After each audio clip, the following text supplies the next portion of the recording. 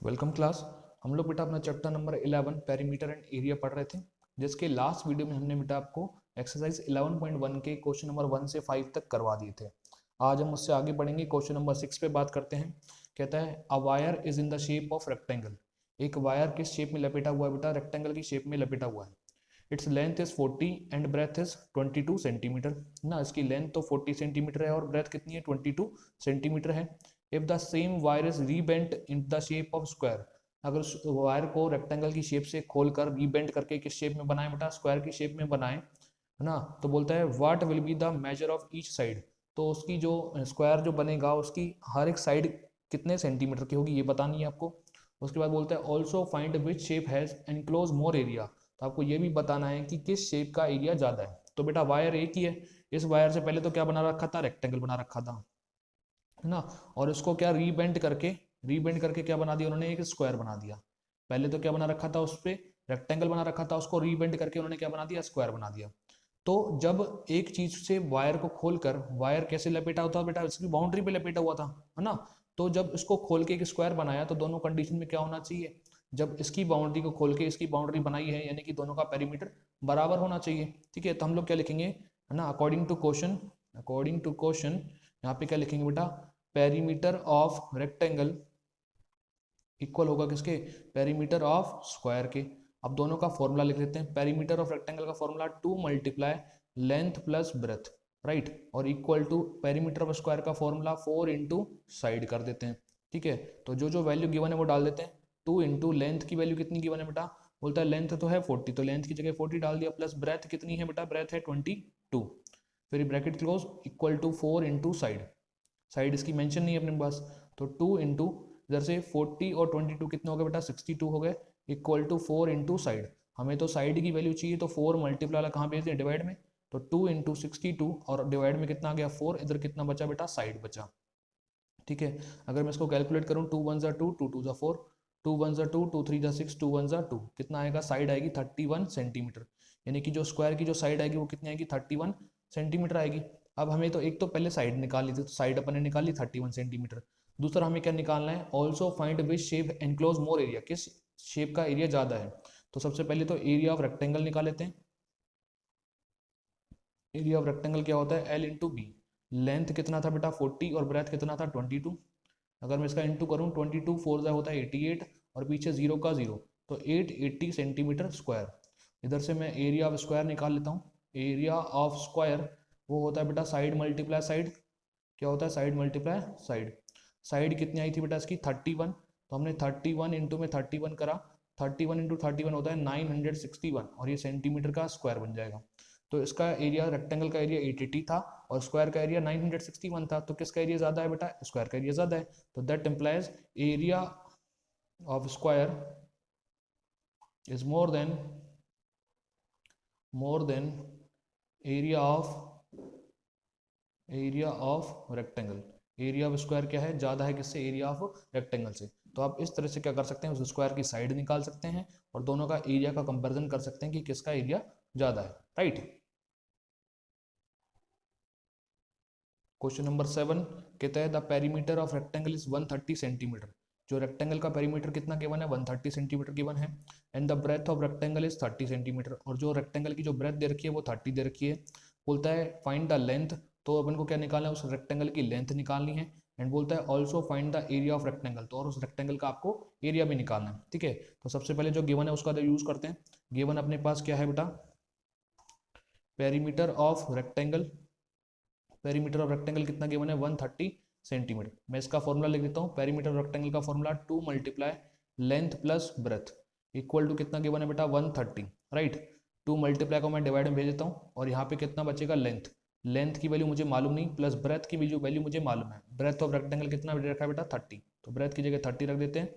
और ये 130 में ये 2 मल्टीप्लाई वाला कहाँ गया? डिवाइड में। तो लेंथ प्लस 30 इक्वल टू 130 में जब 2 का डिवाइड देंगे आएगा कितना? 65। ये प्लस का 30 उधर आके किस में जाएगा? माइनस में। तो 65 में से 30 क्या कर दें? माइनस कर दें। 65 में से 30 माइनस करेंगे कितना आएगा? 35 सेंटीमीटर। कितना आएगा? 35 सेंटीमीटर। यानी कि एक काम तो अपने को क्या था कि रेक्टेंगल की लेंथ निकालनी थी। लेंथ कितनी आ गई? 35 सेंटीमीटर। दूसरा क्या हमें क्या करना है बेटा? एरिया ऑफ रेक्टेंगल और निकालना है। क्या निकालना है? Area of given rectangle. तो एरिया ऑफ रेक्टेंगल का फॉर्मूला क्या होता है, लेंथ इंटू ब्रेथ। हमारे पास लेंथ तो कितनी है 35 सेंटीमीटर, और ब्रेथ कितनी है बेटा, ब्रेथ हमारे पास गिवन थी 30 सेंटीमीटर। अगर 35 का 30 से इंटू करें तो कितना आएगा 1050, और ये सेंटीमीटर था तो क्या बनेगा सेंटीमीटर का स्क्वायर। तो अपने पास लेंथ तो कितनी है बेटा 35 सेंटीमीटर, और एरिया ऑफ रेक्टेंगल कितना आया 1050 सेंटीमीटर स्क्वायर, राइट। हमारा क्वेश्चन नंबर 8 है बेटा, कहता है a door of the length 2 metre and breadth 1 metre is fitted in a wall. बोलता है एक वॉल है जिसके अंदर क्या फिट किया गया है, जिसमें वॉल में क्या फिट किया गया है बेटा, एक दरवाजा, एक डोर फिट किया गया है। इस डोर की लेंथ 2 मीटर है और ब्रेथ कितनी है 1 मीटर है। बोलता है the length of the wall is 4.5 metre and breadth is 3.6 metre. मान लो ये क्या कोई दीवार है, ठीक है, ये कोई दीवार है, इसकी लेंथ 4.5 मीटर है और इसकी ब्रेथ कितनी है बेटा 3.6 मीटर है, ठीक है। अब इसमें क्या किया गया, एक दरवाजा फिट किया गया, दरवाजा फिट किया गया, दरवाजे की जो लेंथ है वो कितनी है, मान लो 2 मीटर दे रखी है, और ब्रेथ कितनी दे रखी है 1 मीटर दे रखी है, ठीक है। इस तरह से आपको दे रखा है। तो बोलता है ना find the cost of white washing the walls.